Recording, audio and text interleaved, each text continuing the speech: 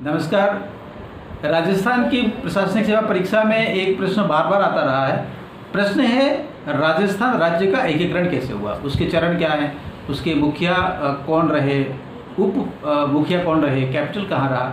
तो इस प्रकार के जो प्रश्न हैं उसको समझने के लिए हमें पहली बात ये समझना होगा कि इंडिपेंडेंस एक्ट जो 26 जून 1947 को पारित हुआ था, तब अंग्रेज़ों ने ये कहा कि जितने प्रिंसली स्टेट हैं वे या तो भारत संघ के साथ रहें या पाकिस्तान के साथ चले जाएं। इतना बड़ा कन्फ्यूज़न होने के बाद तो कई जो स्टेट्स थे, प्रिंसली स्टेट्स थे, उनके दिमाग में आया कि हम अपने तरीके से निर्णय लें। परंतु भारत का तत्कालीन जो नेतृत्व था, लौह पुरुष सरदार वल्लभ भाई पटेल के नेतृत्व में, उन्होंने राजस्थान को एक सूत्र में बांधा और वर्तमान राजस्थान को हम देख पा रहे हैं वहाँ तक वो लाए। अब देखना है कि ये जो एकीकरण था वो किस रूप में हुआ, किस प्रकार हुआ। इसके लिए 7 चरण हुए हैं। क्रमशः एक एक चरण की बात करते हैं। जो पहला चरण है उसमें मत्स्य संघ का गठन हुआ। मत्स्य संघ 17 मार्च 1948 को हुआ। इसमें पूर्वी राजस्थान के 4 राज्य और निमराना चीफशिप जो था, ठिकाना था, वो इसमें सम्मिलित हुआ। जो पूर्व राजस्थान के राज्य हैं वे हैं अलवर, भरतपुर, धौलपुर और करौली। 4 राज्य प्लस 1 निमराना चीफशिप।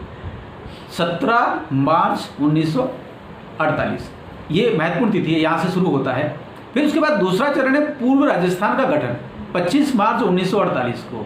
ये बहुत बड़ा है। इसमें जो सम्मिलित हुए थे उसमें हाड़ौती और मेवाड़ वागड़ के प्लस मध्य राजस्थान के कुछ प्रिंसली स्टेट्स हैं। उनके नाम इस प्रकार से हैं: बांसवाड़ा, बूंदी, डूंगरपुर, झालावाड़, किशनगढ़, कोटा, प्रतापगढ़, शाहपुरा, टोंक इसमें सम्मिलित हुए। और एक चीफशिप था कुशलगढ़, जो बांसवाड़ा राज्य का एक पार्ट था और जो झाबुआ से लगा हुआ था। इनका इसमें सम्मिलितीकरण हुआ और इस प्रकार से पूर्व राजस्थान बना 25 मार्च 1948 को। इसके उपरांत जो दूसरा चरण पूरा हो गया, दूसरे चरण पूरे होने के बाद जब उदयपुर इसमें मिलता है तब संयुक्त राजस्थान बनता है। अर्थात तीसरा जो चरण है उसमें दूसरे चरण के राज्यों में उदयपुर का विलय होना है। उदयपुर इसमें सम्मिलित हुआ है। उदयपुर राजस्थान का सबसे पुरानी रियासत है, सबसे बड़ी रियासत है, सबसे प्रतिष्ठित रियासत है। यहाँ पर संयुक्त राजस्थान का गठन होना अपने आप में बड़ी बात हो जाती है। उसके उपरांत दूसरे और तीसरे चरण के जो भी गठन हुआ था, संयुक्त राजस्थान था, उसमें बीकानेर, जयपुर, जैसलमेर और जोधपुर, अर्थात पश्चिमी राजस्थान जो अरावली के पश्चिम का भाग है वो इसमें सम्मिलित हो जाता है। 4 बड़े प्रिंसली स्टेट इसमें सम्मिलित हो जाते हैं। इस प्रकार से ग्रेटर राजस्थान संयुक्त राज्य का गठन हुआ। ये था 30 मार्च 1949। 30 मार्च को हम राजस्थान दिवस मनाते हैं। उसके पीछे कारण यही है कि उस दिन राजस्थान का जो वर्तमान स्वरूप है वो लगभग तय हो गया था।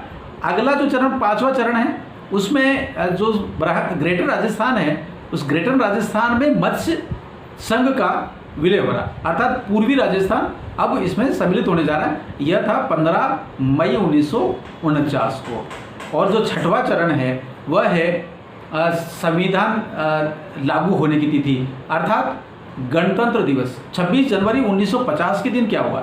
सिरोही स्टेट इसमें शामिल हो गया है, परंतु सिरोही प्रिंसली स्टेट का आबू रोड तालुका अभी भी बॉम्बे स्टेट का पार्ट है। अर्थात अभी सिरोही आधा अधूरा ही सम्मिलित हुआ है 26 जनवरी 1950 को।